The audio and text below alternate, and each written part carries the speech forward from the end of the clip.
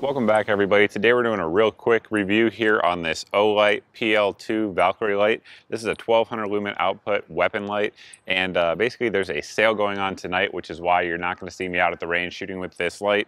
I just got this in like an hour ago. It's midday right now. The sale goes live, I believe, at 7 p.m. Eastern time. So I'm just trying to give you a quick overview of what you guys can expect from it. We're going to go over the details and all of that stuff. We'll let the dogs take a look at it first, of course, then move into the garage, do a quick beam comparison, because obviously I can't do it outside because it's the middle of the day on the day the sale goes live. So we're trying to get everything up, and we will move on to that beam comparison coming up next.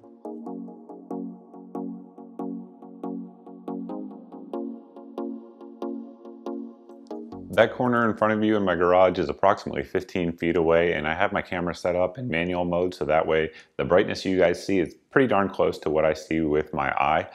So we're just going to shine the Olight there in the corner, and you can see there it has a nice round hot spot. It's relatively white in tone, and it does have a pretty good spill. So even when I come all the way off, I'm about 90 degrees off the camera right now to the right, you guys can see it's still giving some illumination over there in that corner. So just as a comparison, here we have the Surefire. This is the X300.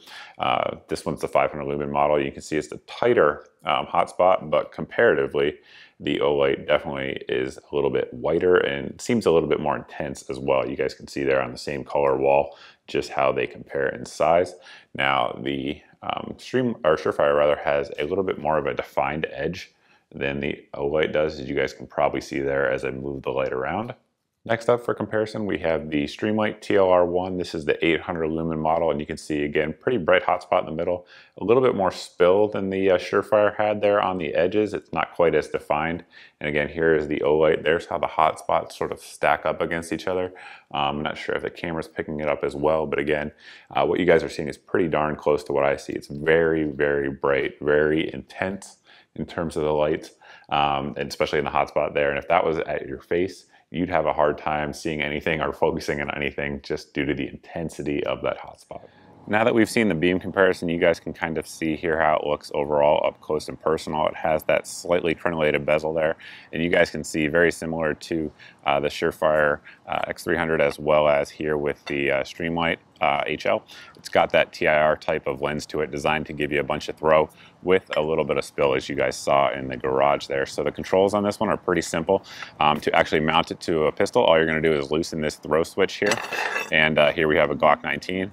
And at this point, we're just going to tighten it down. And you can see it's very solid. There's no movement on there at all. Now, with a 1913 type of rail, I've found that the Glock insert is still quite secure. Still no movement at all here on the M&P 2.0. And I've used this, or mounted it rather, on several different guns and not had any movement from any of them. So that certainly is good. In terms of controls, we have the exact same controls on both sides. So lefties and righties, you're going to have the same thing. To have a constant on, you're just going to press and hold like that. And if you want momentary on, you're going to press and hold and just not release. And then whenever you want it off, it will go out. And again, for strobe, we're just going to double tap at the rear on both sides, and you'll go into strobe mode. But I do like the press and hold feature, so that way you only need the light when you need it, and then it goes right off after you're done. But you do have the ability, again, to leave it on should you want to do so. Now, the battery compartment here is accessed by pulling up on this tab, as you guys just saw, and then it kind of springs open. You guys can see it does have that O-ring rubber seal in there, so that way it will be water resistant in most conditions out there. You guys can see it also has the markings there for the batteries in terms of how they go, but pretty simple design overall. You're just going to snap that down and then run that one down, and the batteries are back and sealed up. That's really it for the details. It's a pretty simple design overall. Those two CR123s and the intuitive controls are very nice. Again, I've mounted it up on several different pistols, as you guys seen with the Glock insert, and have not seen any wiggle or movement. But if you want to tighten it up with that 1913 rail insert, you certainly can do so. But that's it. We're going to get this thing on the range for some actual range testing, but there are a ton of videos out there from very reputable YouTube channels, and I've not heard a single bad report in terms of durability, battery breakage, leakage, any of that. Everything seems to be pretty solid overall. So for the money with the sale, especially right now, it's kind of hard to complain. If you guys have any questions, you can post down below in the comments as always. But I look forward to seeing you guys in the next video.